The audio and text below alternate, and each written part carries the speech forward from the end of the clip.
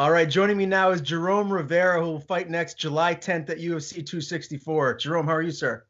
I'm doing good, Ryan. How about yourself? I'm good. It's nice to talk to you again. It's been a little while, and life has been good for you. I know you're a proud dad, and that's a lot of your downtime when you're not training, man. Tell me a little bit about what that has been like since we last talked. Yeah, life as a father, it's so awesome. My daughter is 2 years old now. She's turning 3 in September. And just like you said, anytime I get downtime that I can spend with her, whether it's coloring a picture in a coloring book or reading a book together, is all of that time is just so great. So yeah, I'm always trying to spend time with my daughter and get her to do things that I like to do. I take her on little hikes and we're always walking the dog, and yeah, she's always like challenging herself at the park. It's so funny. I take her and she's trying to climb up like the hardest rock wall right away. So I have a blast with her for sure.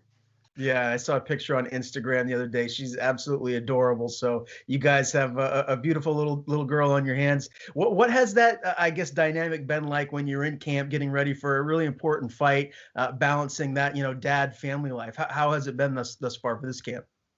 The balance is always super important. I don't want to go and give my all to the gym and give my 100% at the gym and then come home and then give my daughter, my fiance, 40%. So one good friend, Rich Chavez of mine, told me at the beginning of this camp, he's like, how you do anything is how you do everything.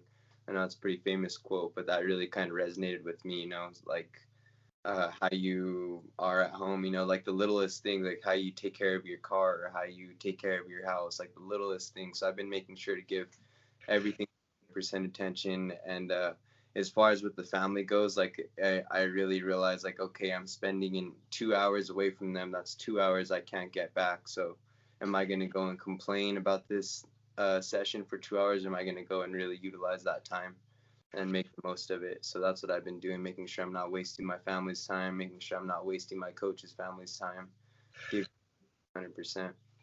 Yeah, very well said. And now we're still about 3 weeks away from fight night. What left do you have to do in camp before you get ready to step back into the octagon? Right now, I feel great physically. I took off 2 weeks after that last fight and I hopped right back into training. We've officially been in camp for about 10 weeks now. So physically, I feel great. I could fight this weekend, but now it's pretty much just maintaining this shape that I'm in, trying to time my peak, get the weight cut down, and then just sharpening up mentally, just doing the last finishing touches on our game plan, make sure my timing is on. Yep, that's all we got really left to do. Did you add any new wrinkles as far as training partners or anything specifically that you're drilling in this camp? Yeah, I went to Utah a couple of times. I went out there for a couple of weeks the first time, and then I went out there for a few days the second time, working with some really high-level wrestlers out there, Josh Jensen and Cole Jensen. They were Josh, the Division 1 wrestler. Cole Jensen's his little brother. He's 5'4", just like Zhalgas.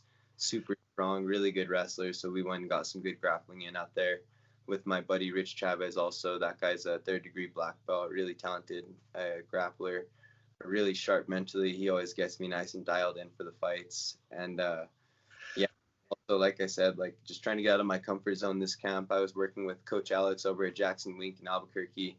I'm working with him. I'm still working with my other coaches too, Joshua Montoya, Ray Yee.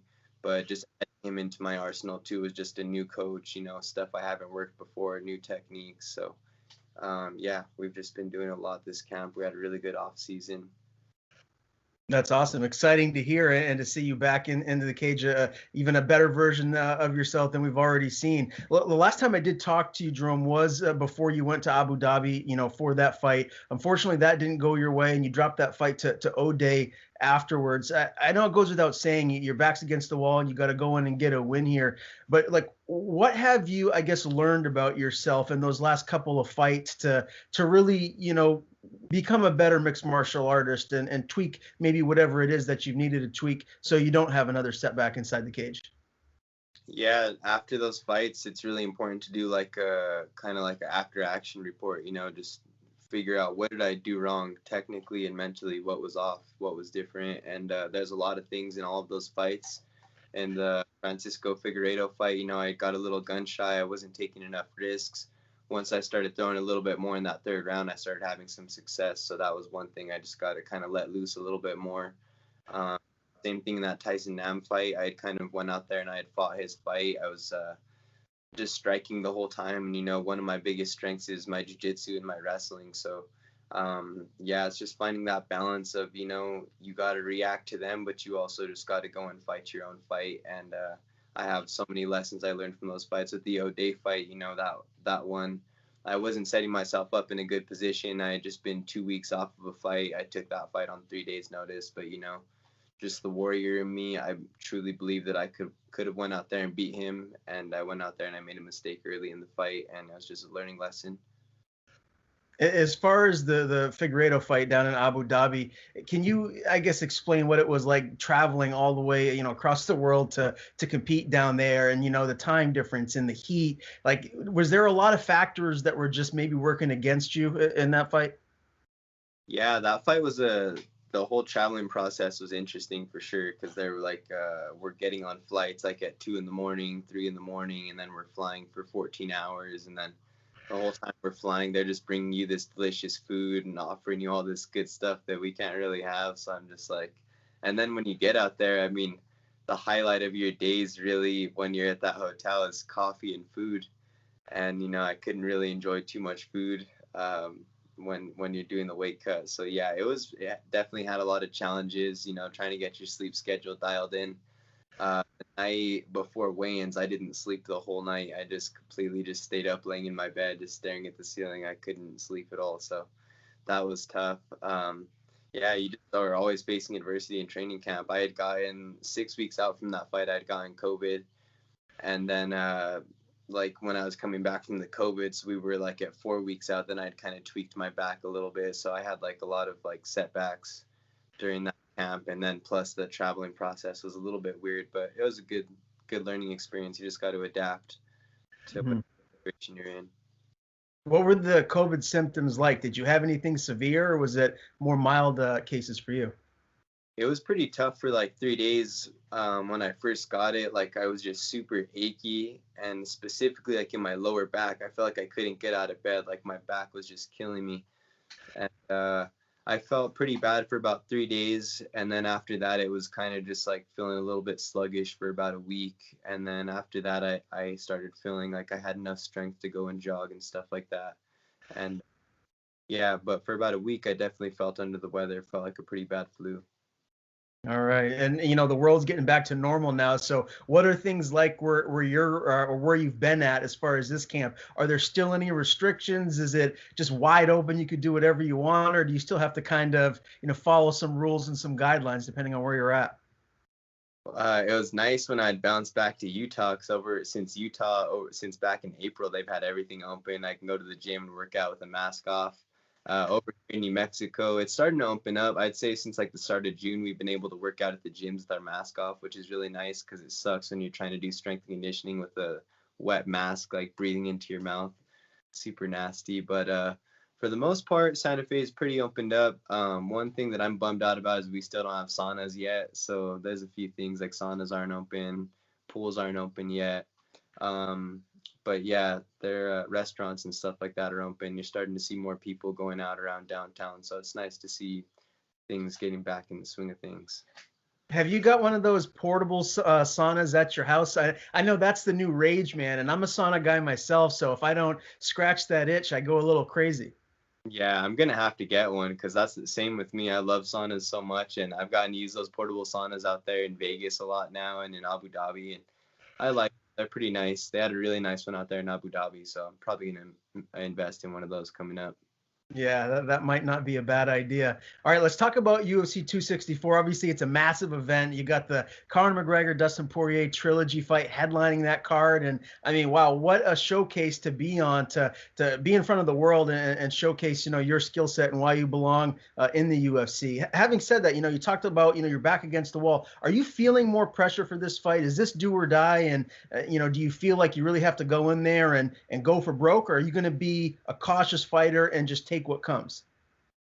Yeah, it doesn't really feel out of the ordinary. It just kind of feels like another fight. I thought I was going to kind of be feeling like my back's against the wall, and I know that urgency does need to be there. I do need to win this fight, but I'm not afraid to go and lose. I know what it's like to lose. I know that the feeling of a loss will fade away. And there's a lot more scary things in this world to be afraid of than the loss of a fight. So I'm not worried about losing it all. I'm just looking forward to going out there and giving it my all, having some fun, showcasing all this hard work that I've been putting in. And I think a Jerome Rivera that goes out there, has fun, enjoys himself is going to go and finish this guy. So that's what I look forward to going and trying to do. How old are you now, Jerome?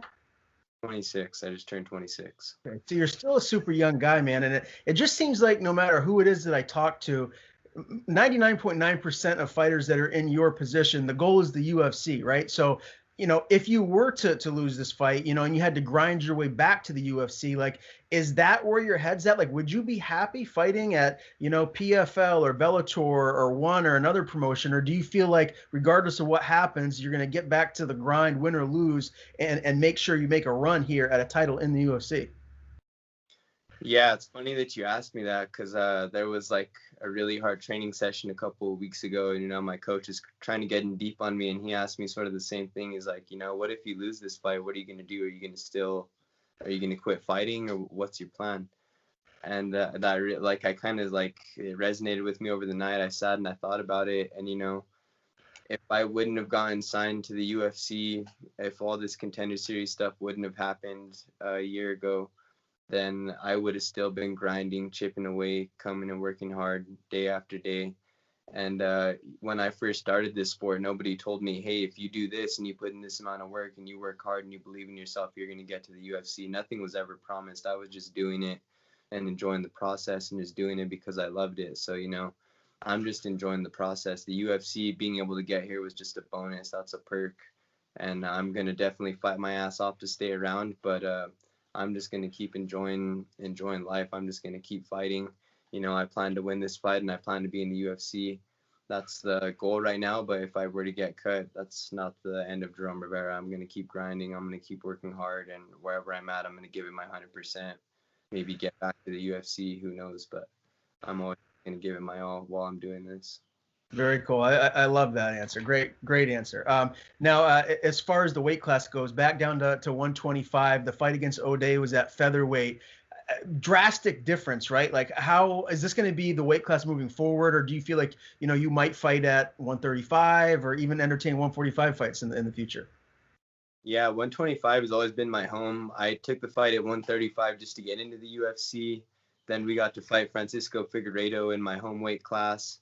And then 2 weeks after that fight, they called us up and they're like, hey, you want to fight O'Day Osborne? My manager's like, how much do you weigh right now? I'm like, enjoying myself since Abu Dhabi. I don't think he wanted to know the answer to that. I'm like, why? What's going on? He's like, they want you to fight O'Day Osborne this weekend. And that was on a Tuesday. And I went and hopped on the scale. I was 157. And so I told myself I'm not going to bust my ass to cut to 135 if I'm going to fight on a few days' notice. So I said, I'll fight at 145 if they want to fight at 145. And that was after talking with my coach. He told them and they said, yeah, we'll fight at 145. So I guess the UFC must have thought I fought pretty hard against Figueiredo and they wanted to see me get back in there against him. And like I said, I believe in myself. It may not have been the smartest decision, but being a professional fighter and choosing to drop out of high school to chase this dream probably wasn't a smart decision either. So, you live and you learn. I'm a warrior, and that's how I do things. What's the weight right now today? I'm about 142 right now, so I'm not too far off. And I drink 2 gallons of water a day, so I got a lot of water in me. There you go. All right. Well, that sounds good. Now, obviously, as I mentioned earlier, Conor McGregor, Dustin Poirier 3 headlines this card. How cool is that, man, to be on a card that big where all of the eyes of the combat sports world will be watching? Yeah, it's like really crazy to think about because it's like hard. I hear everybody like talking about the Conor card, and then it's like weird to think that I'm on that card too. Like usually it's like, okay, I'm going to fight that night and then maybe I'll catch the fights after. Oh, I'll go look on my phone, see who got it. But just to think that I'm on that card too, it's kind of surreal. So, yeah, I'm looking to go and just make the most of it, go and have some fun and just go to work, do what I know I can do what all my coaches and everybody sees me do all the time. Time to go and have some fun in there. Who wins the main event? You got Conor or Dustin? I got Dustin. Okay. Think he finishes him?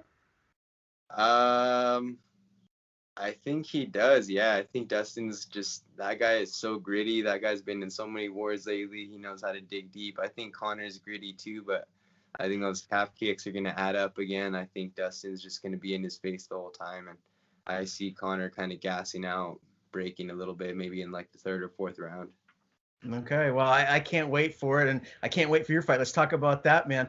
Your opponent, probably one of the hardest names to pronounce in the UFC. Zhumagulov is his last name. He's 13-5. He's 0-2 in the UFC. He's got a couple UD losses to Amir Albazi and Roland Paiva. What do you like about this matchup for yourself? I think it's a really good matchup for me. He's 5'4". I'm 5'10". I have a huge reach advantage. I love striking against shorter guys. I also love wrestling against shorter guys. You know, it doesn't matter how much more technical of a wrestler someone may be when they're trying to pick up a single leg and they raise it over their head and I can still stand up. That's always a big advantage for me. So I love wrestling the shorter guys. As far as skill set wise, I believe I'm the more technical striker. I believe I have better jiu-jitsu. And I mean, he's a tough wrestler and he's really relentless, but I believe I'm going to have an advantage in wrestling too. So I think it's a really good matchup for me. I'm looking to go and have an answer for anything that he throws at me and just go out there and just do what I know I can do. I know if I go and execute this game plan and go and just show my skill set and do what I can do, I should be able to beat this guy. Does this fight go all 15 minutes, or do you envision a stoppage for yourself? I've visualized this fight so many times in my head, and I just picture myself coming out with that W every time. I'm not too sure how it's gonna go. I see myself having an answer for everything that he does. I see him trying to take me down relentlessly. He may win a round. He may win 2 rounds. If he wins 2 rounds, I'm coming out that third round and I'm finishing him. You know, there's no way this guy wins the fight. I'm gonna beat him.